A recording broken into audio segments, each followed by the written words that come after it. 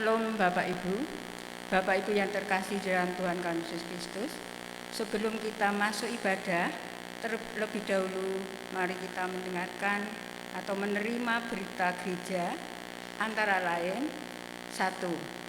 Telah dipanggil pulang ke rumah Bapa yang di surga, Bapak Harto Mujono, Blok 2 Kuaron, pada hari Rabu 3 Juni 2020. Atas nama seluruh jemaat GKJ Karangdowo, majelis turut berduka cita dan turut mendukung dalam doa agar keluarga yang ditinggalkan segera mendapat kekuatan, ketabahan, serta penghiburan dari Tuhan. Berita gereja yang kedua, persembahan istimewa. Persembahan istimewa bulan Mei 2020. 1.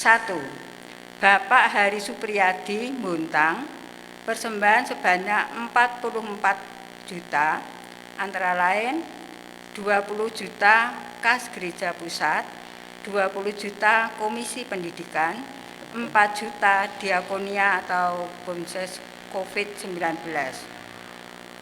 Yang kedua, salah satu warga Karangwungu sebesar 500.000, antara lain 300 untuk PG Karangtalun, 200.000 untuk sekolah minggu Karangtalun.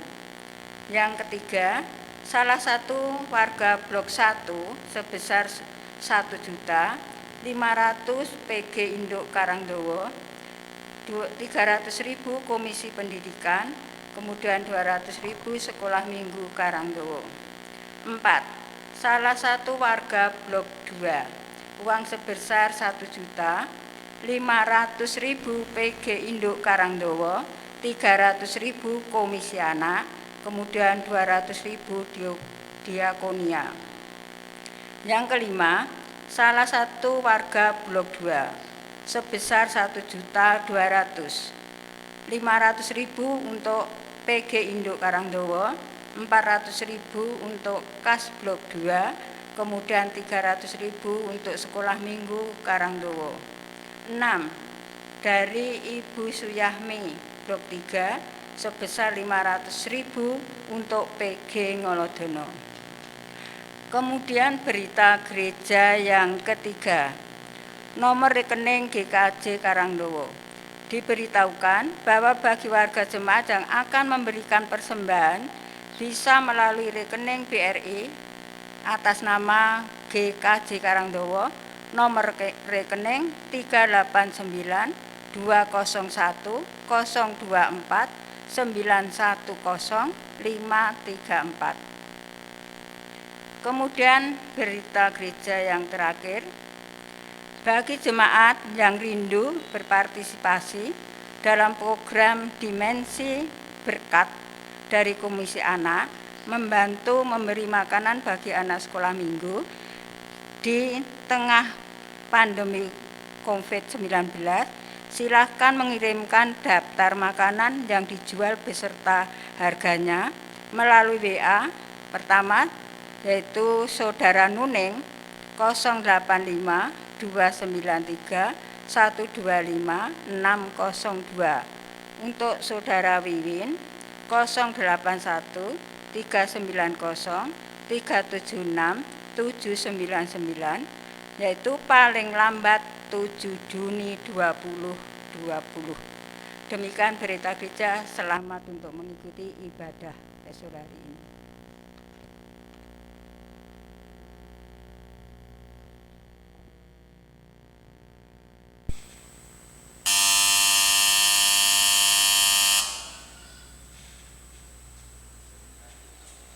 Shalom Bapak Ibu Saudara yang terkasih di dalam Tuhan. Puji syukur kepada Tuhan, hari ini kita boleh bersama-sama kembali untuk beribadah. Meskipun saat ini Bapak Ibu Saudara beribadah di rumah, namun kami percaya bahwa kuasa Roh Kudus tidak bisa dibatasi. Minggu ini kita memasuki Minggu Trinitas. Kita diajak untuk menghayati karya Allah Bapa, Putra, dan Roh Kudus. Mari saat ini kita ambil waktu sejenak untuk hening.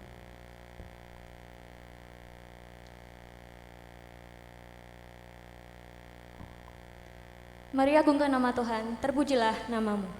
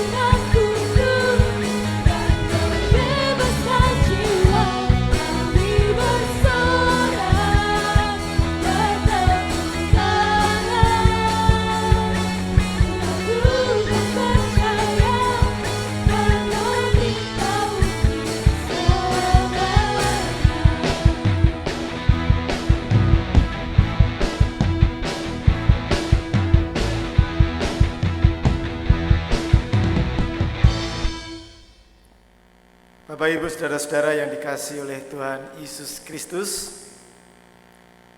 ibadah ini berlangsung dalam nama Bapa, Putra, dan Roh Kudus. Amin.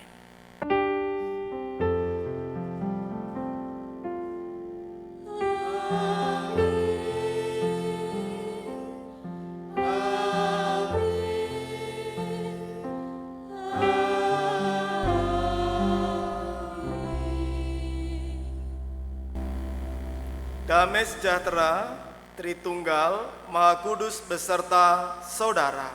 Beserta saudara juga.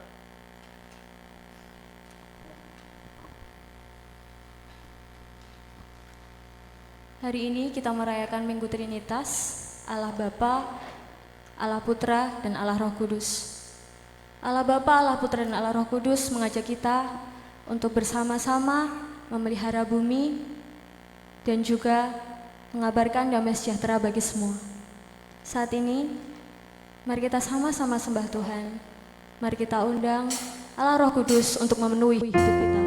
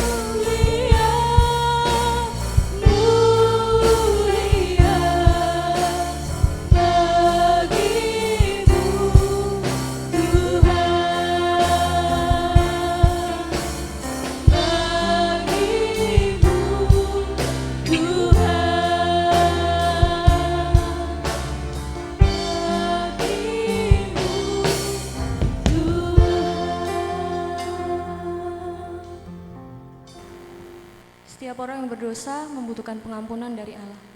Saat ini mari saya ajak Bapak Ibu Saudara untuk berdoa kepada Tuhan untuk mengakui setiap dosa dan pelanggaran kita.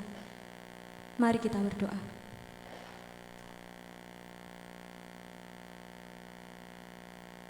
Bapa Surgawi, kami bersyukur, kami berterima kasih untuk setiap kebaikan-Mu, untuk setiap kasih-Mu dalam kehidupan kami. Kami bersyukur karena kami saat ini boleh bersama-sama untuk beribadah dan kami boleh bersama-sama Tuhan untuk istirahat di dalam hadirat Tuhan. Ini hati kami, ini pikiran kami Tuhan. Kiranya apa yang tidak berkenan di hadapan-Mu, Engkau yang mengampuni kami.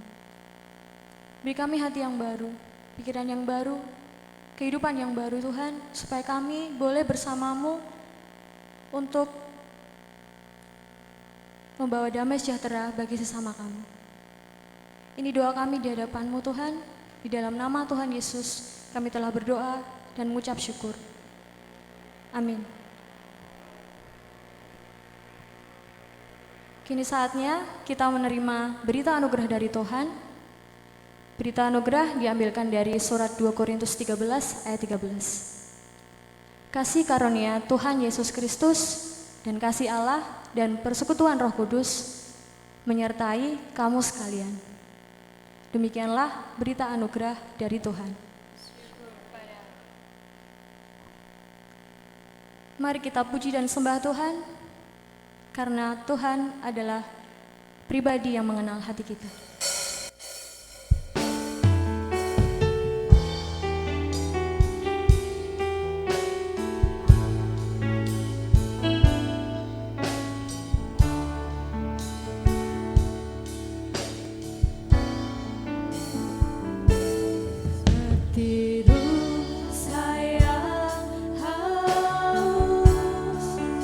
Rindu aliran sungaimu.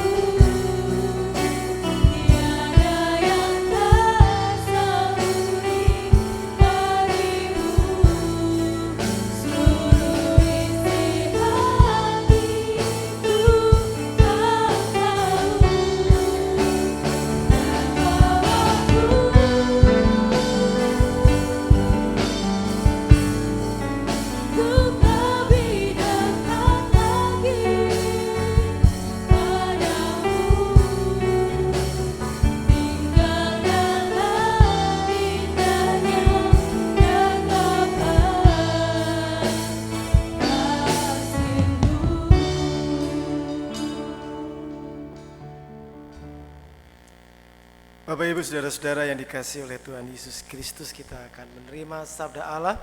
Mari kita berdoa.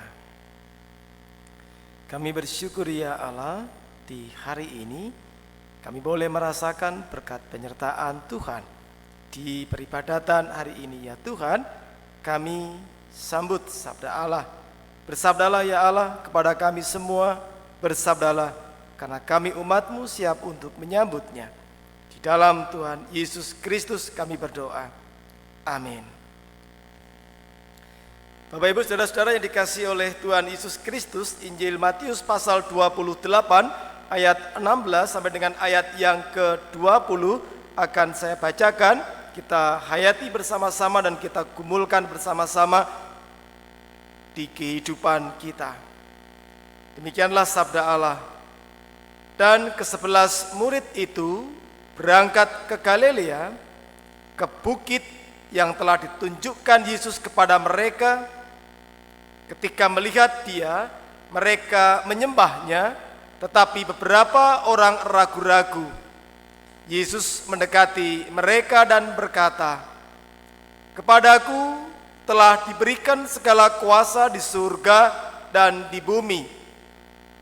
Karena itu, pergilah, jadikanlah semua bangsa muridku, dan baptislah mereka dalam nama Bapa dan Anak dan Roh Kudus, dan ajarlah mereka melakukan segala sesuatu yang telah kuperintahkan kepadamu, dan ketahuilah, aku menyertai kamu senantiasa sampai kepada akhir zaman." Demikianlah sabda Allah. Berbahagialah mereka yang mendengarkan firman Tuhan dan yang memeliharanya dalam hidup sehari-hari. Haleluya.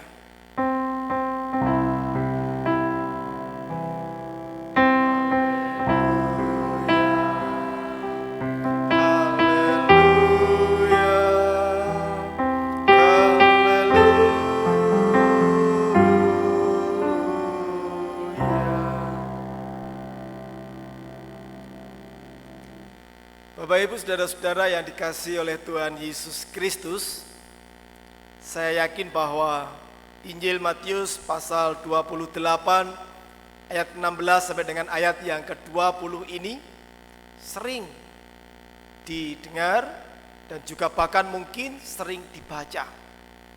Banyak orang menyebut bahwa ayat-ayat di dalam Injil Matius pasal 28 ayat 16 sampai dengan ayat 20 disebut sebagai amanat agung. Dari katanya kita bisa melihat dan kita juga bisa merasakan sebagai amanat, dan amanat itu agung. Sehingga akhirnya kemudian melalui ayat ini kita merasa mendapatkan legalitas atau mendapatkan keabsahan atau mendapatkan persetujuan untuk kita kemudian mengkristenkan seseorang. Jadi ketika orang membaca ayat ini lalu kemudian memaknai ayat ini sebagai amanat agung, lalu kemudian orang merasa mempunyai legalitas, kuasa untuk membuat orang lain menjadi Kristen, atau yang disebut dengan istilah kristenisasi. Bapak Ibu Saudara-saudara, istilah amanat agung ini tidak muncul di saat para murid melanjutkan karya Allah. Jadi di saat para murid melanjutkan karya Allah, ayat ini yang kemudian diistilahkan amanat agung itu belum muncul. Kemunculan istilah amanat agung ini dipicu oleh orang-orang Kristen yang ada di Eropa, bangsa-bangsa yang ada di Eropa yang melakukan upaya-upaya yang sebenarnya tidak utama untuk mewartakan Injil. Tapi mereka punya sebuah keinginan, mereka punya sebuah kepentingan agar mereka juga dapat menikmati kekayaan alam dari tempat-tempat tertentu. Jadi istilah ini didengung-dengungkan oleh bangsa-bangsa di Eropa, yang kemudian bangsa-bangsa di Eropa ini merasa mendapatkan legalitas, kuasa untuk melakukan penginjilan yang kalau kita ketahui di Indonesia, kekristenan sangat dekat dengan kolonialisme. Artinya mereka para kolonial datang ke sini dan mereka mengenalkan Injil. Tapi sekali lagi Bapak Ibu dan saudara-saudara yang dikasihi oleh Tuhan Yesus Kristus, pewartaan Injil bukan hal yang utama sebenarnya yang dilakukan oleh bangsa-bangsa Eropa pada waktu itu. Jadi mereka juga punya kepentingan yang lain. Kalau Bapak Ibu mungkin pernah mendengar istilah 3G, 3G, God, Gold, and Glory. God, Tuhan, lalu kemudian gold itu emas, dan glory itu kemudian adalah kejayaan atau kemuliaan. Nah, tiga istilah ini yang pada waktu itu sebenarnya juga dibawa oleh kolonialisme ketika mereka datang ke negara-negara yang mereka definisikan sebagai negara-negara yang terbelakang. Di waktu itu Indonesia juga mungkin dianggap sebagai negara yang terbelakang, sehingga mereka merasa datang ke sini. Jadi sekali lagi tujuan utamanya bukan hanya sekedar God untuk mewartakan Injil, tapi mereka juga punya kepentingan ekonomi untuk mengeruk kekayaan alam yang ada di negara tersebut, yang ada di negara Indonesia. Yang kita tahu juga waktu itu kekayaan alam, hasil bumi yang ada di Indonesia ketika masa panen, lalu kemudian barang-barang tersebut pun juga sebagian besar dikirim ke bangsa mereka, ke asal mereka. Ini yang terjadi. Jadi dari sini kita melihat bahwa ternyata kata amanat agung ketika didengung-dengungkan ada sebuah kepentingan yang dibawa oleh bangsa-bangsa di Eropa. Mereka punya kepentingan ekonomi dan mereka juga punya kepentingan politik, sehingga akhirnya kepentingan ekonomi, politik mereka ini mereka balut di dalam slogan 3G itu tadi, yang kemudian kita maknai sebagai sebuah bentuk penginjilan yang mereka lakukan. Nah, sekali lagi saya sampaikan bahwa istilah amanat agung tidak muncul di dalam kehidupan para murid. Dimunculkan karena punya kepentingan. Jadi maka sekarang pun juga ketika kita maknai ini sebagai amanat agung, kita juga harus berhati-hati. Karena ayat ini kemudian yang dijadikan legalitas untuk mengkristenkan orang, sehingga akhirnya gerakan-gerakannya, upaya-upayanya adalah bagaimana caranya membuat orang menjadi Kristen. Sekali lagi Bapak Ibu dan saudara-saudara, kita akan cermati, hayati bahwa sabda ini tidak mengajak orang untuk dikristenkan. Jadi bagaimana sebuah konsep pemuritan, ada sebuah gaya hidup yang ditularkan, yang diteruskan, yang diikuti secara turun-temurun.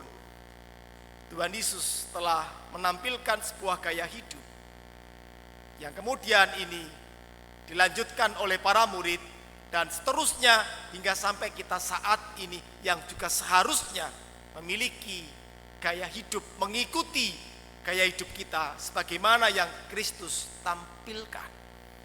Bapak Ibu saudara-saudara yang dikasihi oleh Tuhan Yesus Kristus, ayat 18 disampaikan di situ bahwa Yesus adalah Allah yang berkuasa atas surga dan bumi. Kita melihat kuasa yang dimiliki oleh Tuhan Yesus, surga dan bumi. Maka gerakan pemuritan kita sebenarnya tidak hanya terbatas kepada manusia, tetapi juga kepada kelestarian alam. Sebagaimana kalau kita mengingat di kitab Kejadian, pasal pertama ketika dunia dijadikan, ketika jagat semesta ini diciptakan, semua diciptakan dalam keadaan yang baik. Nah, sekarang kita berefleksi di masa pandemi COVID-19 ini. Ada yang mengatakan ini hukuman Tuhan. Ada yang mengatakan ini adalah upaya-upaya bangsa-bangsa tertentu untuk menghancurkan kehidupan. Banyak orang mengambil atau membuat terjemahan-terjemahan terkait dengan pandemi ini. Tapi kita juga bisa melihat bahwa kalau jujur kita akui bahwa pandemi ini juga bisa akibat dari pola hidup, gaya hidup yang terselenggara bertahun-tahun yang diperlihatkan oleh para manusia, oleh kita. Sehingga akhirnya kemudian kita bisa melihat bagaimana alam pun juga ketika alam itu rusak, alam itu berdampak pada kehidupan. Nah, di sini kita diingatkan Bapak Ibu dan saudara-saudara bahwa ketika kita melakukan pemuritan, kita membutuhkan dunia. Kita tidak bisa mengatakan bahwa kita tidak butuh dunia. Artinya ini tempat bagi kita, gelanggang bagi kita, apalagi Allah berkuasa atas surga dan bumi.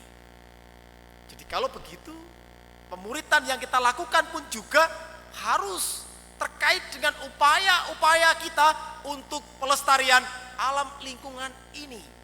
Mari kita lihat gaya hidup kita. Apakah gaya hidup kita adalah gaya hidup yang meneladani Tuhan Yesus? Apakah kita sudah bisa lepas dari gaya hidup konsumtif?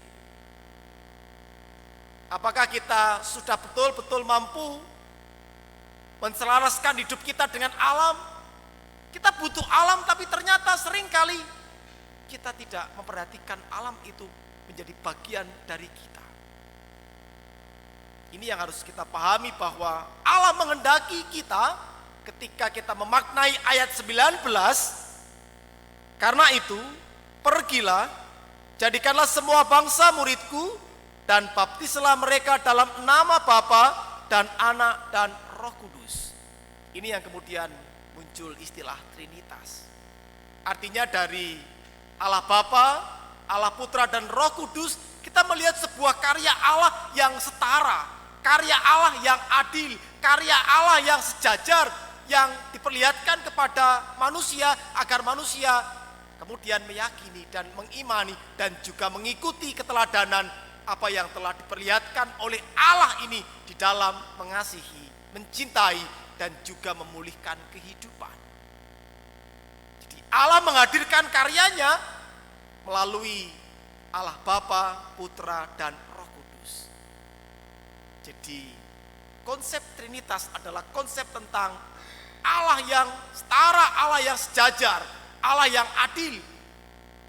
Jadi kalau begitu, dengan demikian ketika perjalanan hidup bergereja kita dikaitkan dengan Trinitas, kita pun juga harus hidup dengan gaya hidup di mana kita bisa memperlihatkan cinta kasih Tuhan yang akhirnya kemudian kita bisa sejajar dengan banyak orang.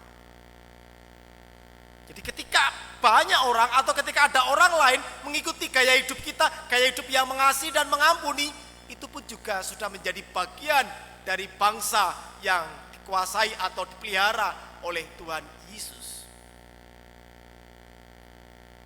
Seorang murid itu akan mengikuti sang gurunya.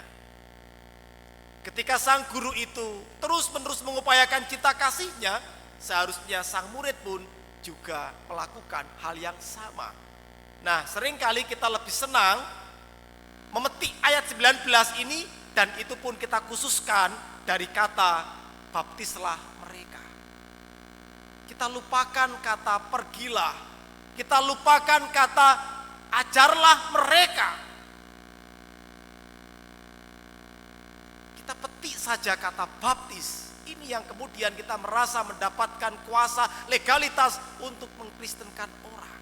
Jadi ayat ini sebenarnya tidak bicara tentang mengkristenkan orang, tapi bagaimana memuridkan orang agar mereka memiliki dan mengikuti gaya hidup yang telah diperlihatkan oleh Tuhan Yesus. Nah, ketika kita bergerak bersama-sama dengan banyak orang untuk menghadirkan cinta kasih Tuhan Yesus, ini yang harus kita yakini, bahwa kita tidak sendirian, bahwa kita tidak melakukan semua itu dengan kekuatan diri kita. Ayat yang ke-20, dan ajarlah mereka melakukan segala sesuatu yang telah kuperintahkan kepadamu, dan ketahuilah, aku menyertai kamu senantiasa kepada akhir zaman. Ini jaminan penyertaan Tuhan. Sehingga dengan demikian mari saat ini kita mempraktekkan gaya hidup yang kita perlihatkan sebagai sebuah bentuk bahwa kita mengikuti Sang Guru. Sang Guru kita adalah Tuhan Yesus Kristus yang telah berkenan memulihkan kehidupan. Dalam Minggu Trinitas ini kita diajak untuk kita terlibat dalam tindakan memulihkan kehidupan, memulihkan ciptaan. Sekali lagi bahwa yang diciptakan Tuhan itu adalah alam semesta. Sebagai murid kita dipanggil untuk terlibat dalam memulihkan ciptaan Tuhan ini. Jadi mari kita juga lihat pandemi COVID ini sebagai sebuah refleksi bahwa ada gaya hidup yang harus kita koreksi. Ada gaya hidup yang harus kita perbaiki. Ada gaya hidup yang memang harus kita kembalikan lagi, kita selaraskan lagi dengan apa yang telah diperlihatkan oleh Tuhan Yesus. Kita harus berani mengakui bahwa seringkali kita hanya mementingkan diri kita sendiri, egois, kita abai dengan lingkungan. Ini yang terjadi. Sehingga akhirnya kemudian alam pun tidak bersahabat dengan kita. Alam pun akhirnya kemudian rusak dan dampaknya kita sendiri juga yang merasakannya. Kita sebagai murid Tuhan Yesus diajak, dipanggil untuk terlibat memulihkan kehidupan ini. Jadi inilah tugas panggilan kita, bukan mengkristenkan orang lain, tetapi mengajak setiap orang untuk terlibat di dalam memulihkan kehidupan agar salom, damai sejahtera Kristus itu dapat dirasakan oleh seluruh ciptaan. Tuhan Yesus memberkati kita. Amin.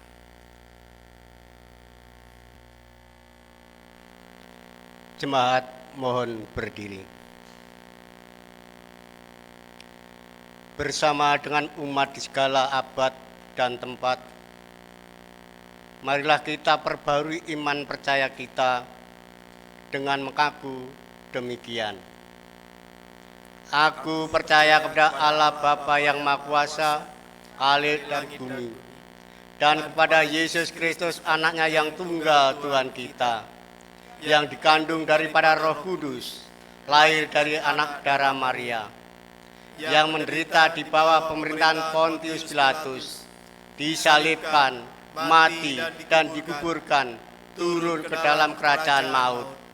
Pada hari yang ketiga, bangkit pula dari antara orang mati, naik ke surga, duduk di sebelah kanan Allah Bapa yang Maha Kuasa, dan akan datang dari sana untuk menghakimi orang yang hidup dan yang mati. Aku percaya pada Roh Kudus, gereja yang kudus dan am, persekutuan orang kudus, pengampunan dosa, kebangkitan daging, dan hidup yang kekal. Dipersilahkan duduk kembali.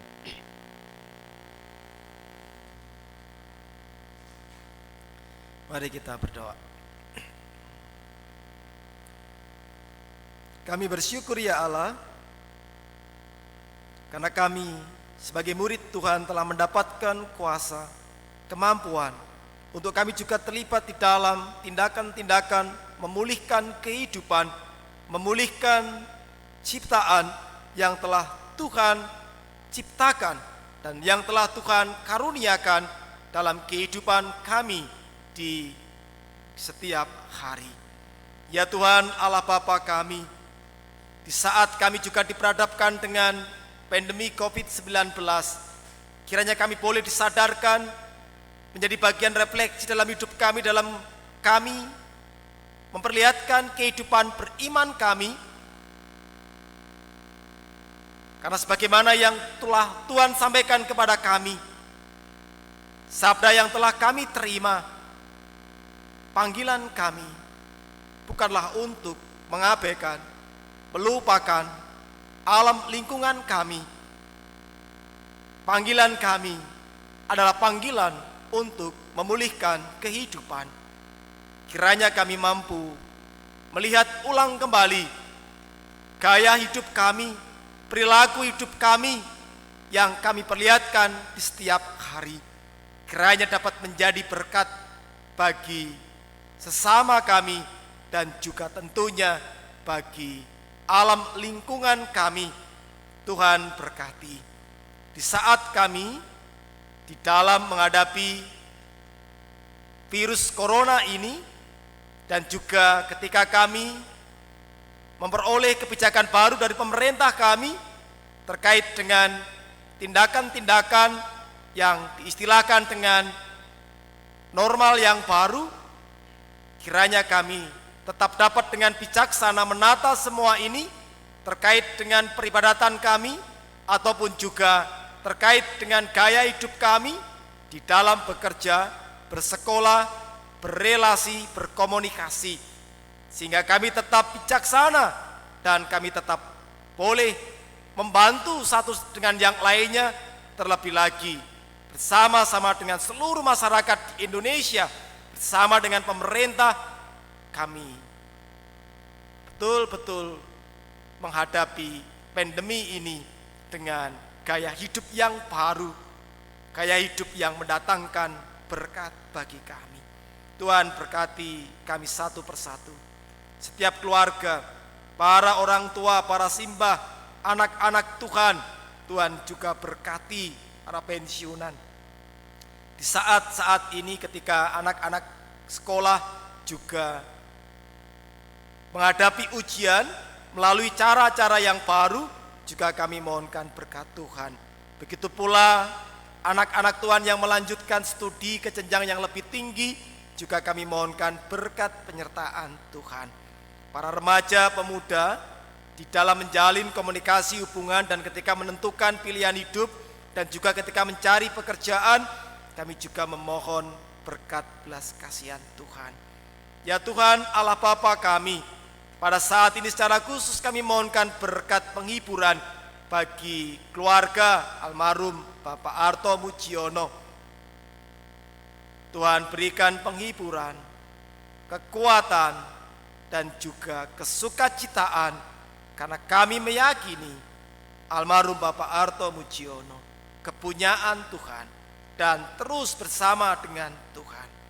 Ya Tuhan Allah Bapa kami, kegiatan-kegiatan, program-program yang kami lakukan di masa pandemi COVID-19 ini, aksi-aksi sosial, kiranya menjadi berkat baik bagi kami, jemaat maupun juga sesama. Tuhan berkati. Ya Tuhan Allah Bapa kami, pemerintah kami, pemimpin negeri kami, Bapak Presiden dan seluruh jajaran kabinet pemerintahan yang ada hingga di tingkat desa, juga kami mohonkan berkat Tuhan. Ya Tuhan, dalam pemulihan kesehatan, dalam upaya-upaya penyembuhan, kami juga memohonkan berkat belas kasihan Tuhan. Inilah doa syukur kami, syafaat kami. Jadilah kehendak Tuhan dan kiranya Tuhan senantiasa berkenan mengampuni dan memulihkan kehidupan kami. Ya Tuhan Allah kami, bersama-sama kami naikkan doa yang Tuhan ajarkan kepada kami. Bapa kami yang di surga, dikuduskanlah namamu, datanglah kerajaanmu, jadilah kehendak-Mu di bumi seperti di surga. Berikanlah kami pada hari ini makanan kami yang secukupnya, dan ampunilah kami akan kesalahan kami, seperti kami juga mengampuni orang yang bersalah kepada kami. Dan janganlah membawa kami ke dalam pencobaan, tetapi lepaskanlah kami daripada yang jahat, karena Engkaulah yang empunya kerajaan dan kuasa dan kemuliaan sampai selama-lamanya. Amin. 'Tuhan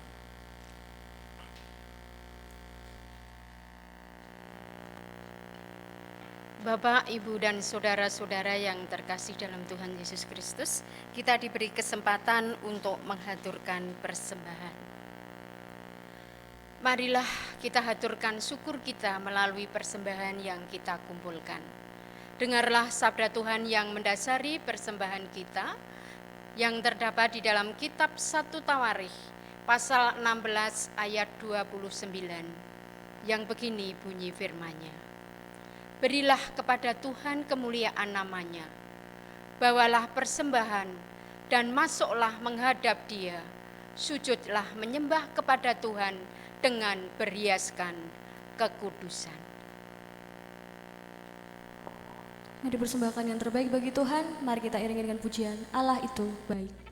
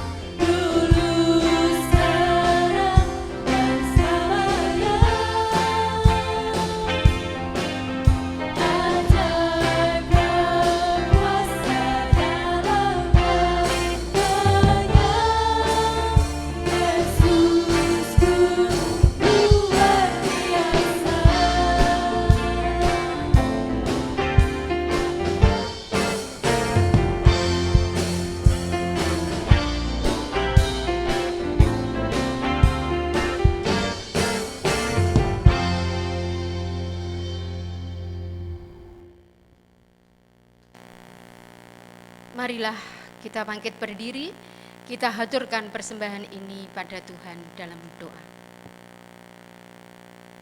Ya Tuhan, Allah Bapa kami yang bertahta dalam kerajaan surga, kami mengakui bahwa Engkau adalah sumber dari segala karunia yang melimpah dalam kehidupan kami masing-masing.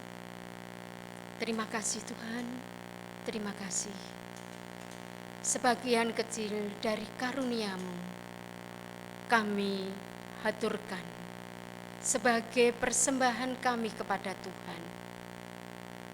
Terimalah, berkatilah, dan kuduskanlah persembahan umat-Mu ini, sehingga persembahan ini dapat kami pergunakan untuk pekerjaan dan pelayanan pekerjaan Tuhan di dunia ini.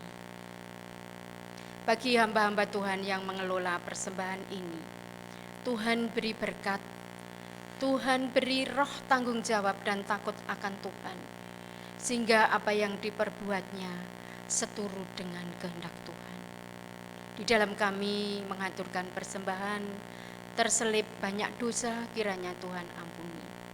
Hanya di dalam nama Tuhan kami Yesus Kristus, doa ini kami panjatkan. Haleluya. Amin.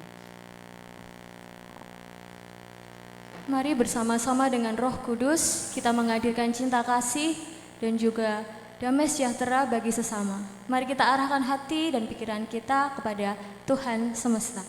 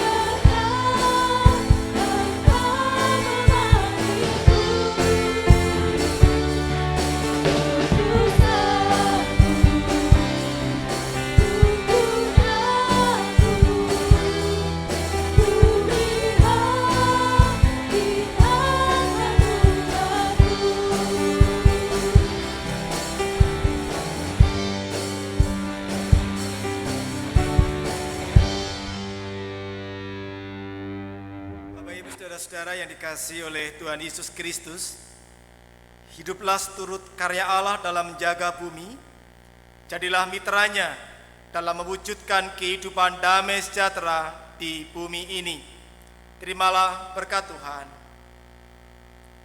Kiranya Allah meneguhkan jalanmu dengan kasih karunia yang tak berkesudahan. Kiranya Roh Kudus mengisi hari-hari kehidupanmu dengan aliran airnya yang berlimpah. Amin.